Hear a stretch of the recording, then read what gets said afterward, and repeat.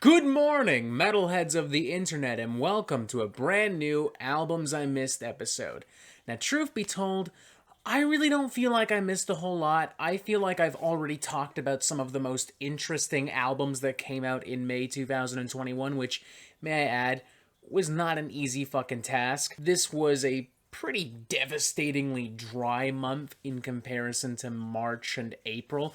Those first 2 weeks of May in particular were just like drier than the fucking Sahara, man. But even so, there are some tunes that we did miss along the way, and some of them, to their credit, are indeed kinda interesting. So, let's talk about some of these albums today in this video. Albums I missed, May 2021.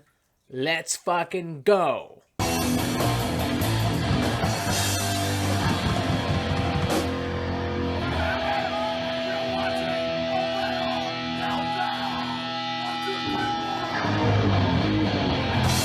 First up, we have X, the latest studio album from Danish thrash metal crew Artillery. I've never really been a huge fan of these guys. I've always seen them as a C-, D+ level thrash band, and this album is doing absolutely nothing to change my mind on that. It's derivative, it's predictable, it's really poorly produced, and honestly, I don't really feel like it's performed all that well. It really does sound like Artillery is just kind of going through the motions on this fucking thing. Like, they're just doing this because it needs to be made, not because they want to make it. There's nothing especially memorable about this thing. I forgot that I had even listened to it until I literally started recording this very video. Maybe I'm biased because, again, never been the biggest Artillery fan, but c'est la vie. There's just way better thrash and speed metal out there, especially in 2021. There's been an explosion of really good thrash and speed metal lately, from Vulture, Bewitcher, Enforced, Evil, and so many more. Don't bother with this fucking thing. It's just not worth it. Next up, we have The Witch of the North from Burning Witches, an all-female heavy metal band, and a favorite of my girlfriend Anna's, aka Dark Moon Desires. You may remember seeing her in some of the live streams in the past. And, yeah, me and her are gonna have to agree to disagree on this, because I just don't get it. It's inherently pretty cool to see an all-female heavy metal band, don't get me wrong, but musically I don't really feel like they're doing anything all that different from virtually any other old-school heavy metal or power metal band. You know, it's very meat and potatoes, a lot of big Judas Priest-esque riffs, a lot of, like, Iron Maiden-style choruses and such. The production is really flat. The songs are all really generic. The vocals are pretty strong. That's probably the best thing on this entire album, but ultimately, this thing just kind of feels like a Diet Cobra and the Lotus, or like a cheap take on Huntress or something like that. It's just not especially interesting or memorable, in my opinion. Next up, we have a better Dystopia, a cover album from stoner rock and metal crew Monster Magnet. I am quite infamously not a fan of cover albums, and if we're being honest, I'm not typically a fan of Monster Magnet either, but despite that, I will happily give credit where it's due. This is actually kind of a decent record. Monster Magnet, unlike so many other rock and metal bands that go on to make cover albums, didn't just settle with the same tired hard rock jams that you've already heard hundreds, if not thousands of times by now. They went way far back to the late 60s and into the early 70s and picked a bunch of long-forgotten psychedelic and space rock jams and brought them in to the Monster Magnet sonic universe, and I think it's actually really well done. The songs are fun and catchy, the production on here is really good, all the riffs have a nice, satisfying crunch to them, but everything still retains that classic psychedelic vibe. It's strong enough that not only do I want to go re-listen to all of the original cuts on this record, but I also frankly want to give Monster Magnet another shot. This is a really good album, and frankly, an example of how to make a good cover album instead of just rehashing the same tired boomer jams over and over like so many others. Well done, Monster Magnet. Well done indeed. Next up, we have Z2, a brand new EP from The Devil Wears Prada, a pretty hotly anticipated one at that, as it is the sequel to one of the band's most popular releases ever. As far as I can tell, all the fans are loving it. Good for them. but I can't fucking stand this thing. This is just such a generic and one-dimensional piece of just late 2000s melodic metalcore tripe. I play this album and suddenly I feel as if I've time traveled to a Hot Topic in 2009. I cannot stand this album. It is just so fucking lame, man. This EP amounts to nothing more than a collection of the most tired and dated metalcore stereotypes and cliches. Next up, we have Zeitgeister from Caliban, and honestly, you can just copy and paste every single thing I said about the Devil Wears Prada EP and apply it here. The only fucking difference is this is longer and the lyrics are in German. That's fucking it. It's boring, it's bloated, it's overproduced, it sounds like literally every other metalcore record you've heard in your life. There is no reason to check this out unless you literally, and I mean literally, have nothing else to fucking do. So yeah, moving on. That's it. That's all I gotta say. It's fucking shit. Next up, we have a self-titled album from a project called Satanic Planet, a pretty bizarre collaboration between Justin Pearson and Dave Lombardo and Lucian Graves, who is the co-founder of the Satanic Temple.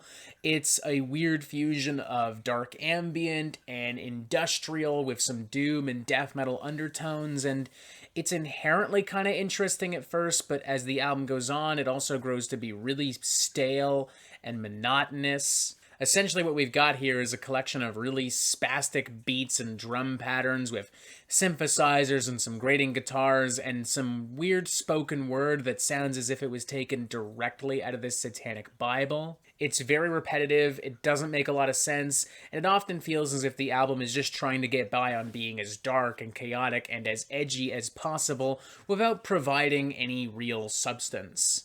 I mean, I'm sure there must be some kind of deeper religious or spiritual meaning to this, considering that Lucian Graves and the Satanic Temple are both officially attached to this project, but whatever those messages are, they've been lost amongst an endless sea of industrial keyboards and overprogrammed beats and guttural vocals and just pure chaos and static. This is a hot mess, quite frankly. I almost reviewed this album. Had I done so, it probably would have received a 1.5 out of 5. It's just a really bad album, in my opinion at least. Next up, we have Har from Dordeduh. And yes, I'm well aware I'm probably mispronouncing both of those titles. This is the sophomore album from this Romanian black metal project. A lot of people have been talking about this as of late. A lot of people have been asking if I plan to review it, and I did initially, but then other things came up, like, you know, going back to work full-time, so I just haven't had the opportunity. But hey, on the bright side, we get to talk about it here, and thank God we do, because this is a really cool album. It's extremely well produced, it's inventive, it's well performed, there's a lot of different influences and styles going on here. At times it reminds me of Opeth, at other times it reminds me of Elder.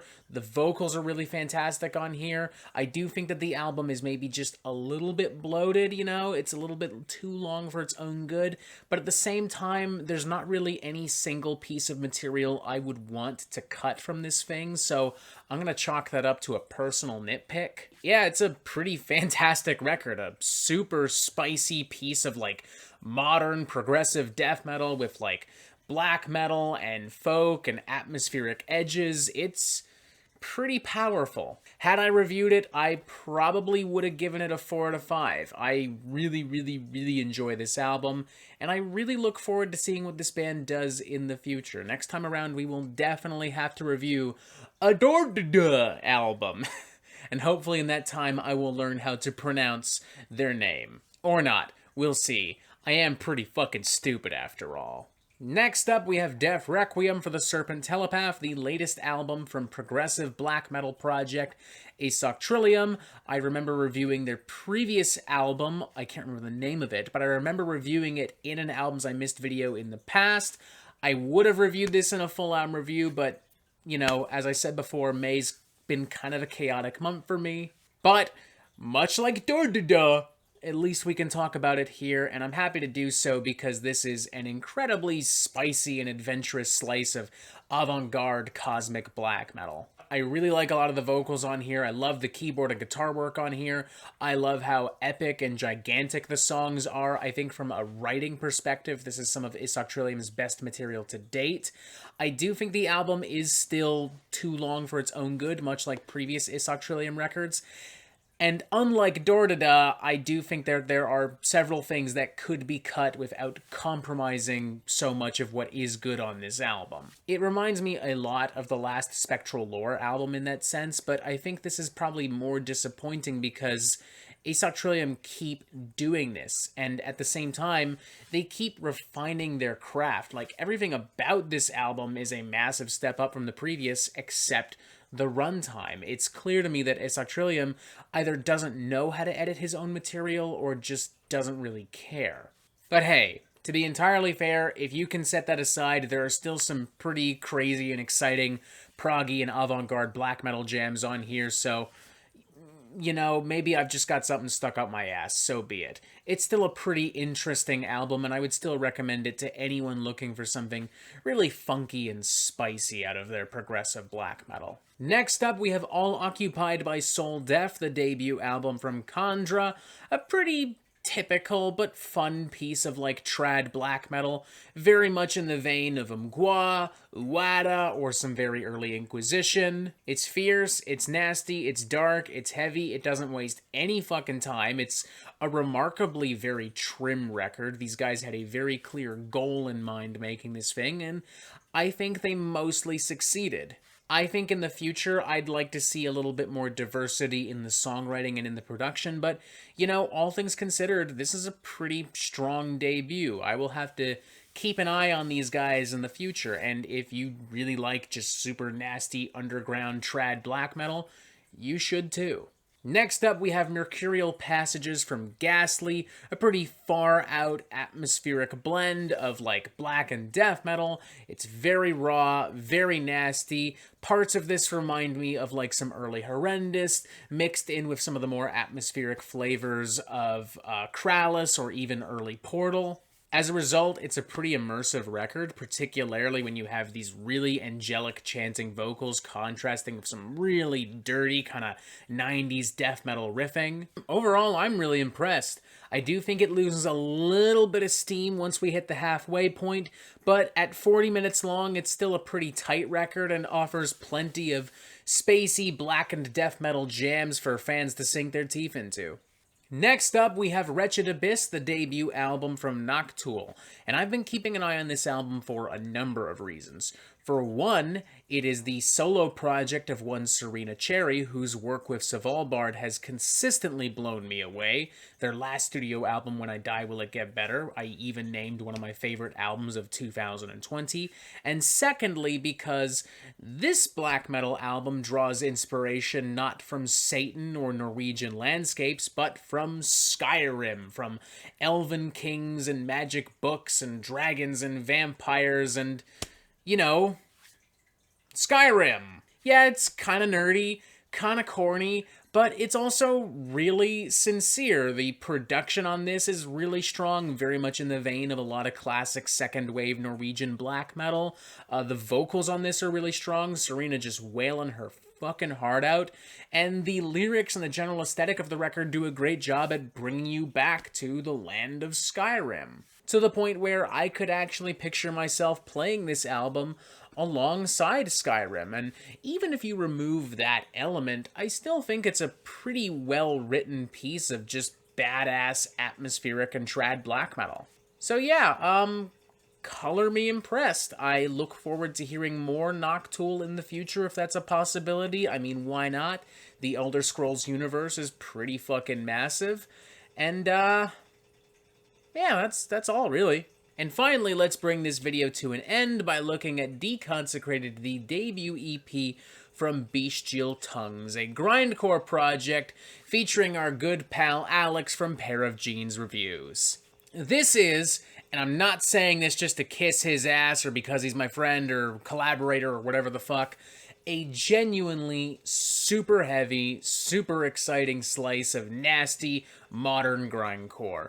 It is vicious, it is abrasive, it is in your face, like some toxic combination of like Nails and Pig Destroyer. The percussion, the bass and guitar work, the vocals, the production, it's so wild and frantic.